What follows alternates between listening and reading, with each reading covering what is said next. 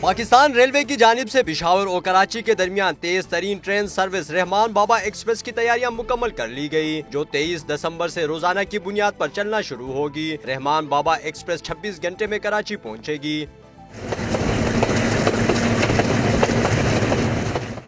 کم سے کم ٹائم 26 گھنٹوں میں یہ کراچی پہنچے گی۔ جو باقی ٹرینیں ہماری پشاور سے ہیں وہ ان کی نسبت یہ 6 سے 10 گھنٹے پہلے پہنچے گی۔ رحمان بابا ایکسپریس فیصل آباد سے ہو کر جائے گی، جس سے تاجروں کو بھی فائدہ پہنچے گا۔ KPK کے جتنے بھی تاجر ہیں سب کا فیصل آباد سے رابطہ ہے، ان کے لین دین ہے، وہاں سے مال منگوانا، یہاں سے بھیجنا۔ نئی تیز ترین سروس کا کرایہ بھی باقی ٹرینوں کی نسبت 400 روپے کم ہے۔